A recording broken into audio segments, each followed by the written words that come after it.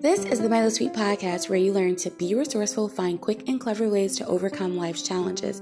And guess what? Achieve more with less. Use what you have to get where you're trying to go. Learn to do difficult. And for excuses, get rid of them. I mean, all of them. They're dead to me. Let's go.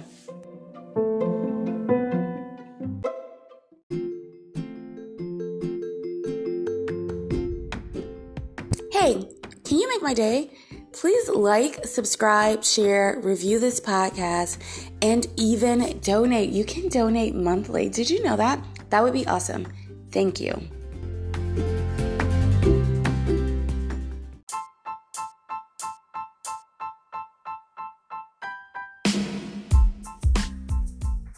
How to be a good mom. Okay, so if you're a mom right now and you're thinking, how do I become a good mom? I want you to think first, okay, let's take a moment and reflect. What was your childhood like? What did you like about it? What was cool? What do you want to take with you? What kind of relationship you having with your mom? This is not a she shoulda, coulda, or this is not even a like I love. It's just to take a glance in the mirror. It's almost like, am I ready to go out? You're just looking to see if your hair is in the right place. Should you fix anything? You really want to see, if you're dressing for the occasion. Are you going to go, you ever sneak into the grocery store? You're like, hopefully nobody recognized me. You're not one of those. I am always a sneaking into a place. I'm like, because most of the time I actually don't want to talk. I know it's so surprising because if you ask people in my life, they're like, no, you're so chatty. But you can also ask them, I'm not like chatty every day. My family, yes, I'm always available for them. But for most people, I'm actually not. Why does that even matter? Okay, I don't know. Like, I find that I talk more about myself than I would like to. If you feel like that's annoying to you, let me know, because it annoys me sometimes. Just because I find, okay, so I used to not talk a lot about myself, and then people would find the ideas that I would teach ambiguous and not understand. And so I do have other people's stories that I could tell, but I also feel like that's a confidentiality issue, so I won't tell them. So then I just reflect back to myself for two reasons, because I have stories top of mind. I'm actually living and talking. A lot of the things I'm saying, I actually live or talk, or there's things that I really resonate with. And then the second reason is because I actually find that it's easy for people to understand when you take yourself off a pedestal. If you're on there, like I'm not actually living on a pedestal, but just people have a view of you and they put you on a pedestal. And so when you take yourself off and you kind of show them and demonstrate with your own self, give them an example of how to do that with themselves, it becomes, a little bit easier for them to delve into, because a lot of my things are teaching you how to understand yourself and how to take that understanding and go out in the world. So if I show you that by demonstrating how I'm understanding myself and how I would go out in the world, it's very helpful. And I'm not really sure how my friends would be very happy with me just sharing those things. I wouldn't be very happy if they shared things without my permission. Although sometimes it comes top of mind, I just wanted, to say that. So if that bothers you, you let me know. I don't know if I would change it, because right now it's super automatic to me. And now I think I went through all these reasons why it probably is helpful, but I might work to get other stories like around the internet. Sometimes I try to, but I also feel uncomfortable with those sometimes, because I don't really know if they want their information used in the context in which I shared, unless it's something that is shared completely in the context in which I actually want to use it, I guess. Yeah. Okay. So going back to motherhood, just think a little bit about what angle you're coming from. That's really what I want you. Not to rehash anything super, super amazing. I mean, there's nothing wrong with that. And not to rehash anything bad. I just don't want to take you there. I just want you to think about your experiences in motherhood and the angle. Are you from I want to make sure I don't do any of the things my mom did, or I want to do everything? Either way, you have to realize that you have a different child. Even if you have a child that is just like you and you are just like your mother, you still are living different lives, and you have to take into consideration these unique things. Even if you want to be 100% not like your mom, you have to understand that sometimes things don't work like that. There's some of the things that she did do, like she was consistently negative. She was consistent. So you want to take consistency and put that in your life, but maybe just not be consistently negative. That's how I would dissect that. Okay, so can you hear that? Okay, I just kind of moved. My chair is super squeaky. It's like super old, and it is so squeaky. So no, you're not going to get this A quality sound production over here. You're getting in my house, kids are sleeping, Boo is sleeping and I'm recording and they're not up yet. Sometimes though, when I'm recording, they're like, and I'm like, be quiet. Can't you see I'm recording? Okay, so how do you become a mom, like a good mom? Okay, I actually have one tip. I have lots of tips, but I think they all embody one tip. 2 parts, one tip is do as I do. Do as I do. You know, you ever grow up? Do as I say, not as I do. And your mom's like a smoker. And she's like, no, don't smoke, babe. Or your mom is, a biker. And she's like, no, don't do biking. Or this is for adults. And so for kids, they don't really learn that way. Kids do what you do. Intuitively. Like, if I gave my newborn a whole speech about how you nurse, I don't really think their newborn's going to really observe that too well. I don't even think they're going to be like, okay, cool. Where's the food? Like, their eyes are going to say, they can't even tell you in words. So they're like, what? Okay, are you my mom? I think you're my mom. You smell like my mom. But wait a minute. There was another person. Who was that? Okay. What? There's another person that does that? Who is that? Mama. Okay, wait. Yeah, so they're going to get really confused. But if you show them how to nurse, very easy. Over time, they know where, they'll just grab it out for you. Like, I know what time it is. I want some chocolate milk. Ew. Dad, if you're listening, I'm sorry. I'm so sorry. Why would you listen to this episode? It's called How to Be a Good Mom. Anyway, do as I do. Okay, so a little bit backwards first. Do as I do. What are you doing? And do you want your kids to mimic that? How do you talk to them? How do you respond to them? Are you short? Are you patient? How do you treat your spouse? How do you treat your partner? How do you treat their parents, their grandparents? How do you treat, if you have other parents, it's a lot of little different things in today's world. If you have other little arrangements or whatever, you got a side boo, a mistress, I really don't know because I'm reading so many things. I'm like, what? Look, but how do you treat all these people? How do all these people interact? And what are they doing? Kids just learn from doing. Okay? Now, I think it's more important if you're silent and you just did things right. I know that sounds harsh, but if I had to pick talking or doing, I would pick doing. Doing, because done is done. You can say things, and if it's never done, all you did was just say a whole bunch of stuff. And you can train your kids to talk and talk and do nothing.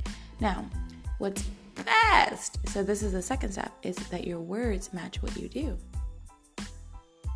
Now, I found that tricky at first because my words would set me up to fail. I'm like, ooh, I just said that. You're not watching TV for a week. And then I'm like, but I'm not watching TV for a week because I'm at home with you all day. How's that going to work? Or, no more iPad. The iPad's going to say, wait a minute, we share an iPad. Ooh, how's that going to work? Or no more eating out. And you're like, but I want to eat out. So, I'm just giving some examples. Or I'm yelling and I don't want to, I don't want to teach you to yell. And some people say, well, I'm just saying, I would say those would be the 2 tips that I would give. What are you doing? Right? And then do your words match what you're doing? Because your words are powerful, but how are you using them for you? To aid in what you're doing, to multiply the benefits of what you actually do, not to bring down or to hurt. And then when you do anything, do it with intention and do it consistently. A pattern of consistency. So you discipline your kid, and I believe discipline first, the foundational tool is teaching. It's not anything else. It's actually just explaining and teaching. Think of discipline as like 90-day probationary period on repeat. Training, more training, more training, explaining, training, all of that. Okay. With that being said, what are you saying? What are you doing? What's your intention? How consistent are you? And let me explain what consistency is. It's not like I said you were going to go on punishment and you did it. That's great. But what I think is sometimes there's seeds before the punishment little plant is growing. There's a seed. Think of it also this way. Your kid is going up a hill. They're climbing a mountain and you're getting them when the car is parked in the parking lot. before they decide to ascend on their punishment hike. What does that behavior look like? See that my kid is, see that they keep being indecisive, and when I give them a task, they seem like they don't want to do it. Deal with it then, because they're basically saying, I want to rebel against you. And figure out why. Maybe you gave them a stupid task. Just because you're the adult doesn't mean you're the smartest person in the house. I think my kids outsmart me all the time. I'm like, ooh, that's how that works. Wait, you can take a picture while the filter is on? Okay, mind blown. That is a real hashtag. If I use that, that would help my SEO. Mind blown. That's how you make that in Canva. I had no idea you could remove the background. Again, mind blown. Oh, that's how you download an app that you already purchased. I thought I had to repurchase it. Mind blown. So, not the smartest person in the house, and if you knew how to do all of that, congratulations, you win a cookie. It's imaginary. You're not actually going to get it. Okay, so what are you doing as a mom in those regards? And here's the thing. The biggest hang up that I see is that people already have these words that they describe their motherhood as, and they insulate them from failure. Like, I'm such a good mom because I do, and people think this, and my kids are like amazing, and wrong. That's not what defines if you're a good mom. Motherhood is fluid. So you can be a good mom today and crappy mom tomorrow. It's just a roller coaster ride. 1. 2 is how consistent is your behavior. It still goes back to behavior. So that's how they described you yesterday. What about today, tomorrow? Your future is unwritten. And the other part is, let your kids describe you. Are you describing you, or Instagram or social, or your friends, your group of circle of friends where no one ever has given anybody any real feedback in their life? Wrong. That's not true. So if you've never really, you're like, well, what do I do with all this information? Observe. I usually observe my kids, and then I think, that gave me this feeling. What is that? Or I said this and they did that. Why is that? And yeah, it seems really like, oh my gosh, that's way too much. Who got time for that? Well, I'm saying if you want to be a good mom, I think it's necessary. Because I can tell you a list of rules that work for my house and standards, but at the end of the day, you have a child and a relationship that's unique to you. And I believe you have what your kids need. You have to learn to show them that and give that to them. But part of it is paying attention and being intuitive and synced up with your kid. And observing and being available. So if you're never observing what they're doing, why they're doing. And here's the thing, kids will say something and do another. Do you catch that? Do you see that? Look at their intention. Oh, have you ever heard a kid describe an argument, or when they get into it? Some kids are super good at describing things and super calm under pressure. And when you examine, you're like, they did nothing wrong. But when you notice the pattern, you're like, wait a minute. Why does this keep happening then? This other kid isn't consistently the problem all the time. If it's 100 times, at least once out of 100, the other kid who explains everything so well has to have done something, instigated, ignored something. There's some skill they need to help them that they're going to need in life. Otherwise, this situation is going to happen. And here's my inspiration is, what does this look like in 10 years, 20 years? For my kid, for their future, for how they deal with relationships, for how they grow and develop. But then also, what kind of relationship am I going to help us have in the future? Because that's what I want too. I want to work for my future. I don't want to wonder with my kids how we ended up somewhere. I think you're going to have some kind of that, but I want to minimize that in as much as I can control right now by sowing the right seeds and watering them. All right. So if I gave you any homework, the first thing is to observe, and then to think, what do you do? And what do you say? And what can you do differently?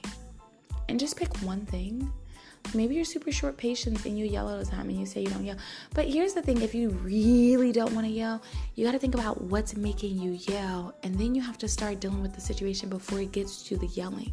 So if it makes you yell when they're arguing, but you hear them start to be a little tense before the argument, deal with it then. Don't deal with it when they start yelling at each other and choking each other. Like, why would you do that? So you have to deal with it deal with it then. That's what you have to do. Okay. And then You come up with a plan. Like, I really focus on one thing at a time. I'm really focused on whining. So if I'm focused on whining in my home, I work on myself first. I can't whine about something. And then I let them know, hey, I'm working on this. I want you to join in. You need to join in. Here's how I'm going to handle myself. Here's how I want to handle you. What are your thoughts? And you talk it out. And hey, your kids might not be mature in this area yet, so you don't have to let their thoughts weigh as heavy as yours if they don't have the skill yet. But what you're doing is training them. So eventually, as you include them in these kind of conversations, they will have very thoughtful recommendations. Sometimes I'm like, whoa, I never thought about that. That's actually a really great idea. Let's try it. And then it gives them ability to have self-worth and see how they have control and change over their lives. All right, that is all. If you want to share with me what you think is your number one motherhood tip, you can go to anchor.fm/MyLitSweetPodcast. Or if you want to rehash how great your childhood was and rub it in all our faces, yeah, you can share with me, or just how terrible it was.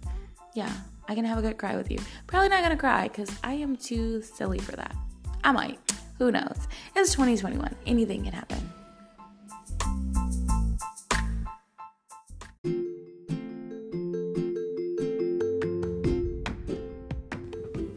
All right, that's another episode in the books. Hello? I said it's over. Why are you still listening? Like, seriously, the episode is over. If you're still listening right now, you know what? You're probably a chronic procrastinator. Guess what? I'm still listening too. Come on, for real, seriously. We gotta go do something productive. No, like, for real. No, for real. Okay. You can keep listening.